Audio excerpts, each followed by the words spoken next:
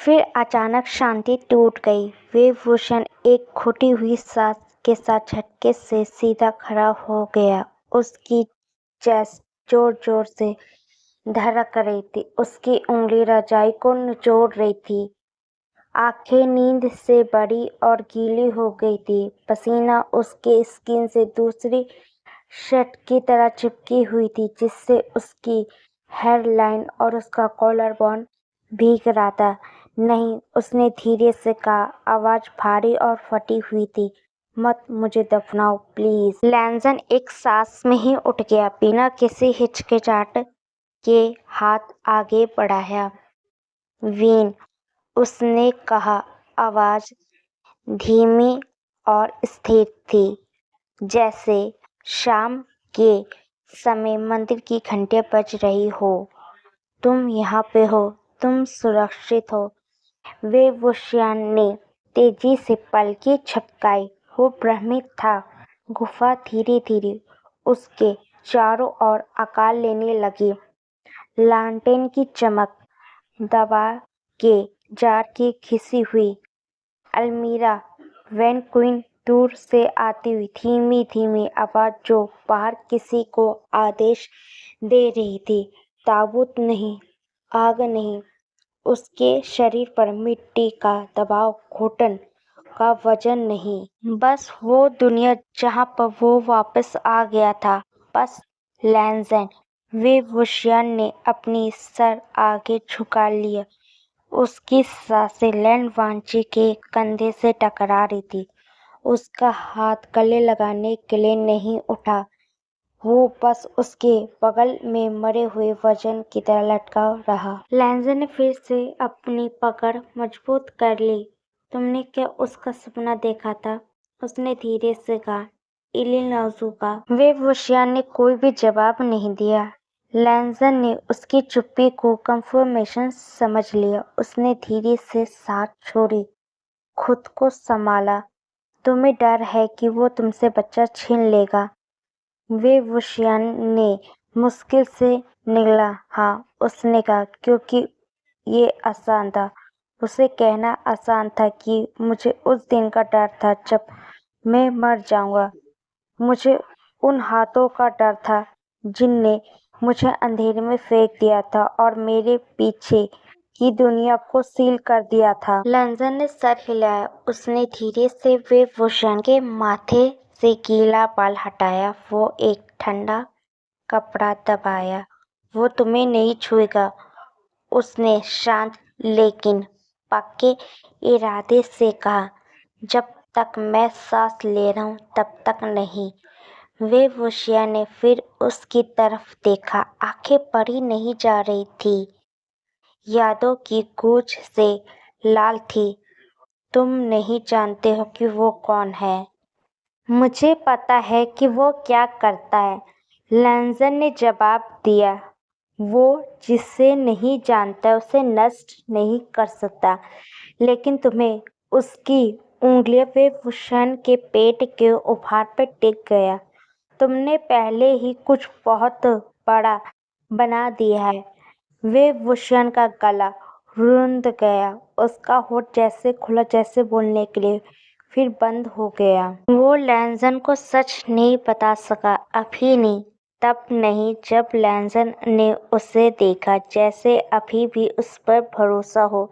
इसलिए उसने लैंजन को वापस लेटने में मदद करने दिया, उसे रजाई अपनी ठुड्डी तक खींचने दिया और चुपचाप पहरा देता हुआ अपने पास बैठने दिया। और जब लैंजन का हाथ उसके हाथ से मिल गया, बिना दबाव के उंगलियां आपस में लिपट गई, तो विभूषण ने उसे वापस दबा लिया। उस रात उसे फिर से नींद नहीं आई, लेकिन कुछ देर के लिए शांत था। आग बहुत पहले जलकर गर्म कोयले की तरह हो गया था, जैसे गुफा की दीवारें एक हल्की अंबर जैसी फैल गई थी। परछाई हल्की हो गई थी। भूत काट अपनी खामोश पोस्ट पे थे। वैन क्वीन घंटे पहले ही सो गई थी। विभूषण अपना सिर को तकिया पर रखकर लैंजन की ओर देखता हुआ धीमी रोशनी में लेटा हुआ था। उसका एक्सप्रेशन पढ़ा नहीं जा सकता था, हालांकि उसकी आंखें साधु के चेहरे को ऐसे देख रही थी जैसे ऐसे किसी चीज से मिलाने की कोशिश कर रहा हो जिसका नाम वो नहीं बता सकता है। लैंजन, उसने धीरे से कहा। उसकी आवाज मुश्किल से पतली थी। तुम साधु क्यों बने? लैंजन ने तुरंत जवाब नहीं दिया। उसकी नजर आग पे ही टिकी हुई थी। उसका बैठने का अंदाज शांत था, लेकिन थोड़ा ज्यादा ही स्थिर था।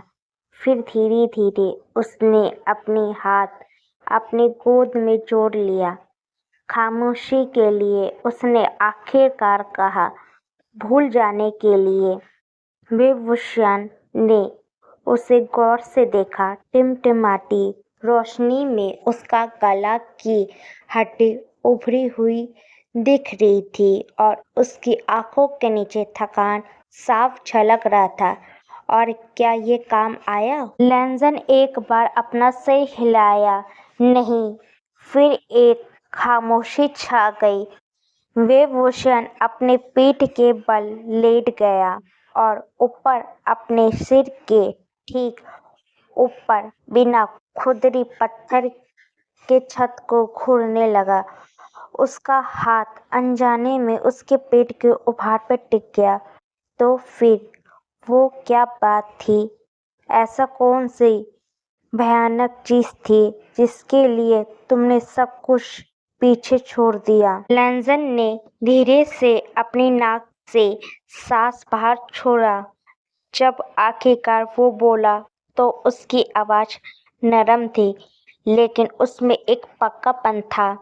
मेरे पास लड़ने के अलावा कोई बचा नहीं था। कोई ऐसी जगह नहीं थी जहाँ मेरी जरूरत थी। कोई ऐसा मकसद नहीं था जिसका अंत खून खराबे से ना होता हो। ये शब्द उस गुफा में भारीपन से बनकर छा गया। मुझे जहर दिया गया था, लैंजन ने कहा। उसकी आंखें विभूषण से नहीं मिल रही थी। किसी ऐसे व्यक्ति द्वारा जिस पर मैंने भरोसा किया था।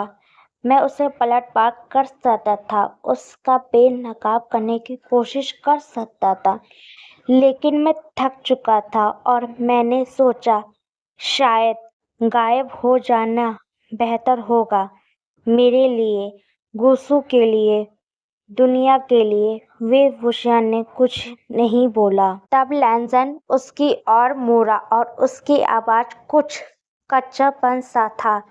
मठ ने मुझे शांति दी, लेकिन सुकून नहीं।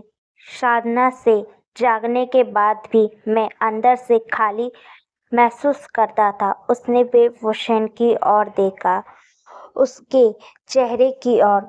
उसकी तेज आंखें अब थकान से बुझ हुई थी और उसका हाथ उसके भीतर पल रहे जीवन की रक्षा के लिए सुरक्षित ढंग से लिपटी हुई थी। लेकिन अब लैंजन ने आगे कहा, फिर ऐसा कुछ, कोई जिसकी रक्षा करना है, कोई जो मायने रखती है। विभूषण को लगा कि उसके गला रुंध गया है। उसने सबसे पहले अपनी नजरें हटा ली। मेरा इरादे तुम्हें इस सब में घसीटने का नहीं था, उसने एक फीकी सी स्माइल के साथ कहा। अगर मुझे पता होता कि मैं तुम्हारी जिंदगी के साथ क्या कर बैठूंगा। तुमने मेरी जान बचाई है, लैंजन ने धीरे से कहा। विभूषण ने अपनी पलकें झपकाई। उस रात लैंजन ने बात आगे बढ़ाई। तुम्हें सिर्फ खुद को बचाने की कोशिश कर रहे थे। तुमने मेरी तरफ अपना हाथ बढ़ाया था। विभूषण ने मुश्किल से अपनी लार निगली और अपना सर दूसरी तरफ फेर लिया। आग बुझ रही थी और फिर से सन्नाटा छाने लगा था, लेकिन इस बार ये खालीपन जैसा नहीं लगा। ये भरा पूरा महसूस हुआ, उन अनकही बातों के बोझ से भरा, और शायद कुछ ऐसा जो उन दोनों के बीच में पनप रहा था, सतर्क और नया, कुछ ऐसा जो वेबभूषण की पसलियों के नीचे सो रहा उस बच्चे से जरा भी अलग नहीं था। सुबह के कोहरे कब्र के टीले पर नीचे तक चिपटा हुआ सूखा पेड़ और जली हुई चट्टान पर भूतिया रेशम की तरह लिपटा हुआ था। ठंडी हवा में लोहे और गीली मिट्टी की खुशबू थी। तभी वन्नी एक सील बंद चिट्ठी लेकर पहाड़ के गेट पर पहुंचा, जिसके सुनहरा ग्रे मोम रेशम से खतरनाक तरीके से चमक रहा था। वैन क्वीन ने सील तोड़ा। पढ़ते हुए उसकी भौहें सिकुड़ गई, उसके होंठ एक पतली लाइन की में दब गए।